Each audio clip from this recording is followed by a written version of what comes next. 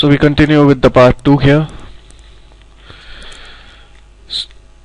To move ahead, we now need to understand the difference between economic value and accounting value.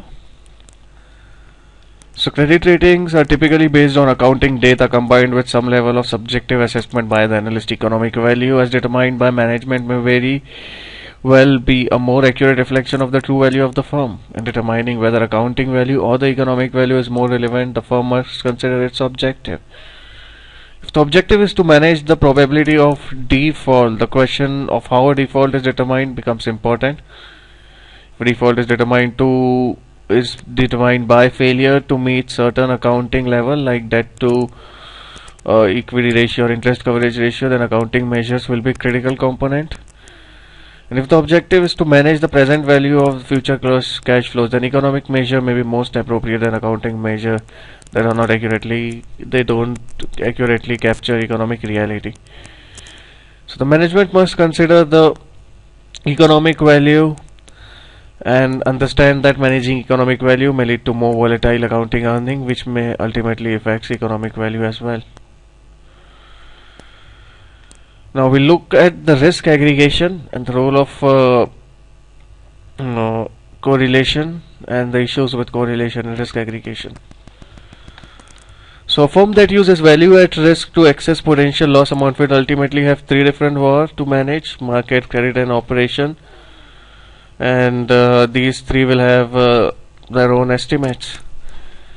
The trick to accurately measure and manage firm-wide risk is in turn the firm-wide VAR, and it's important to understand how these VAR measures interact. Market risk will typically follow normal distribution. The distribution of credit risk and operation are usually asymmetric in shape due to fat-tail nature of these risks. Due to diversification effect of aggregating market credit and operation risk, firm-wide VAR will be less than the sum of total VAR from each category. This suggests that correlation among risk is some value less than 1. It can be difficult to determine this correlation amount, so firm typically uses average correlation firm within the respective industry. However, firms should recognize that correlation can be influenced by firm-specific actions as well as external events such as financial crisis. Now we move to capital allocation and difference between regulatory and economic capital, though we have been looking at it many times. So regulatory capital requirement may differ significantly from capital requirement to achieve minimum credit rating or economic capital. If the regulatory capital are less than the economic capital, then the firm will meet regulatory capital as per the ERM objective, and there will be no effect on the firm's activity. However, if the regulator capital requirement is greater than the economical capital requirement, then the firm will have excess capital on hand. If the competitor is subject to the same requirement, this excess will be amount to regulatory tax. If competitor firms are not subject to excess capital, they will have a competitive advantage. Because regulatory capital requirements are typically based on accounting capital rather than economic capital, a firm with economic values in excess of accounting values may be penalized and may have to maintain high amounts of liquidity assets to cover the shortfall. Now we need to understand how to use the economic capital in corporate decision making process. The economic capital of a firm must be put to productive use. If a firm accumulates excess economic capital, it is not deployed productively, investor will reduce the value of the firm. This reduction will be consistent with the failure of existing management to earn the cost of capital on the excess amount. As a firm takes on new project, the probability of financial distress increases.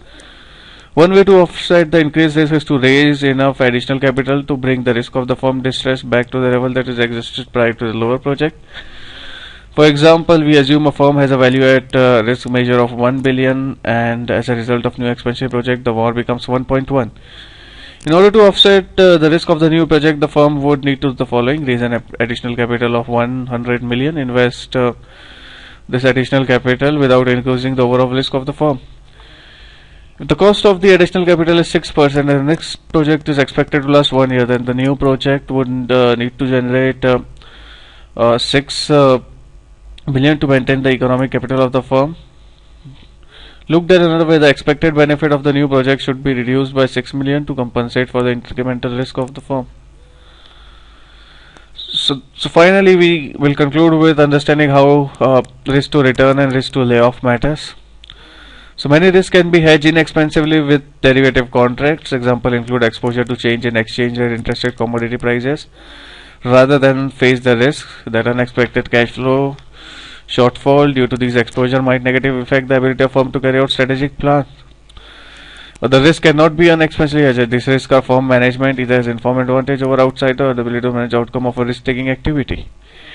A counterparty to a transaction that hedges risk would hedge such risk would require high compensation to be willing to take the transfer risk. The firm business risks fall into this category.